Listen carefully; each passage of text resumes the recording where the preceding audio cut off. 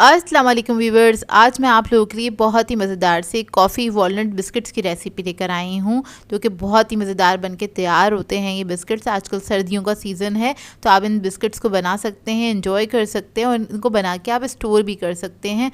वैसे ज़्यादा दिन तक स्टोर रहेंगे नहीं, क्योंकि बनते बहुत मज़ेदार हैं। जैसे ही बनेंगे फ़ौरन से ख़त्म हो जाएंगे, तो कॉफ़ी के साथ इसको एंजॉय कीजिएगा और इस वीडियो को लास्ट तक ज़रूर देखिएगा।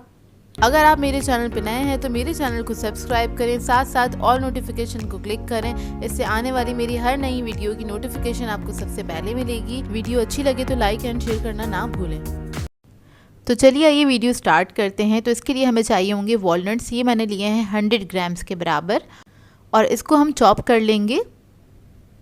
थोड़ा मोटा मोटा सा चॉप करना है, बिल्कुल बारीक नहीं करना है, थोड़े से चंक्स रहने चाहिए इसके। तो इधर मैं इसको चॉप कर रही हूँ। तो आप इस तरह से कर लीजिएगा, कूटिएगा नहीं, इसको नाइफ़ की मदद से इस तरह से आपने चॉप कर लेना है।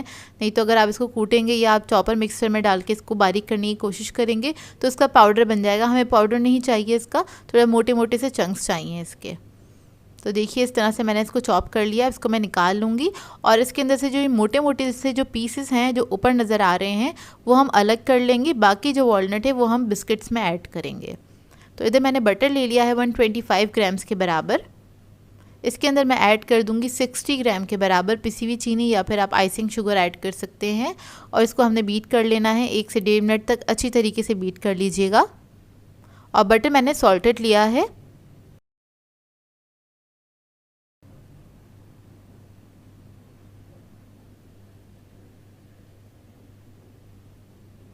तो देखिए अच्छी तरीके से बीट हो गया है। अब इसके अंदर हम ऐड करेंगे एक अंडे की जर्दी ऐड करेंगे। और जो लोग एगलेस बनाना चाहते हैं वो लोग इसके अंदर अंडे की जर्दी को माइनस कर दीजिएगा, 2 टेबलस्पून के बराबर दूध ऐड कर दीजिएगा। और इसके बाद इसको हम बीट कर लेंगे अच्छी तरीके से 1 मिनट तक। और इसको बीट करने के बाद इसके अंदर हम ऐड करेंगे वनीला एसेंस 1 टीस्पून के बराबर। कॉफ़ी ले लेंगे, 1 टीस्पून कॉफ़ी ली थी, इसमें 1 टीस्पून पानी ऐड करके इसको मैंने डिज़ोल्व कर लिया था, वो ऐड कर देंगे इसके अंदर। और इसके अंदर मैं ऐड करूँगी पाउडर मिल्क 2 टेबलस्पून के बराबर। कोई भी अच्छे ब्रांड का ले लीजिएगा, वो ऐड कर दीजिएगा इसके अंदर। और इसको आपने मिक्स कर लेना है अच्छी तरीके से। इसको भी हम बीट कर लेंगे बहुत अच्छी तरीके से।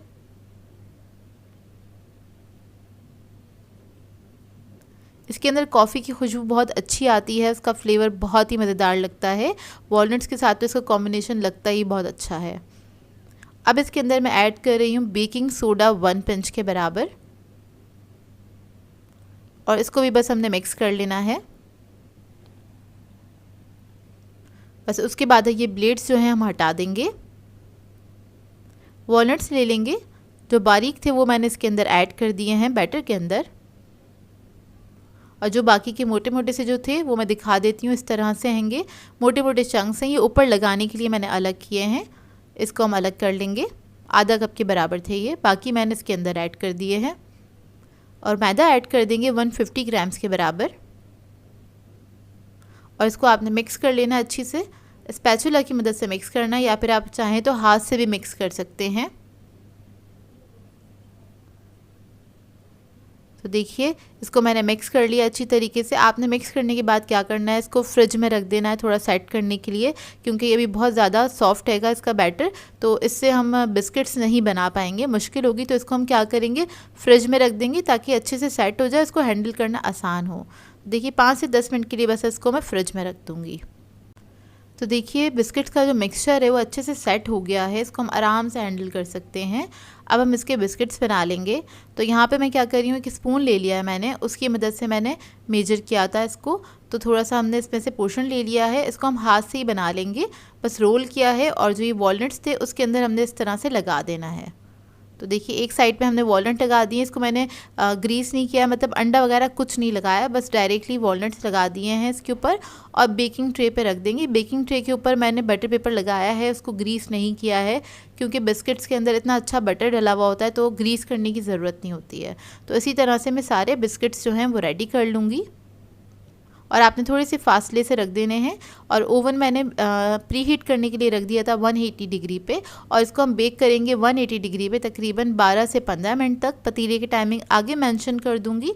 और जो लोग इलेक्ट्रिक ओवन में बेक करेंगे वो लोग दोनों रॉड्स ऑन करके इसको बेक कर लेंगे। तो देखिए बेक होकर आ गए हैं, ये 12 मिनट के अंदर बेक हो गए थे बहुत अच्छी तरीके से। अच्छा, आपके ओवन पे डिपेंड करता है, आप इसको 10 से 12 मिनट बाद चेक कर लीजिएगा। अगर ये बेक हो गए हैं तो आप बाहर निकाल लीजिएगा। इसको मैंने ठंडा कर लिया था, काउंटर टॉप पे ही छोड़ दिया था।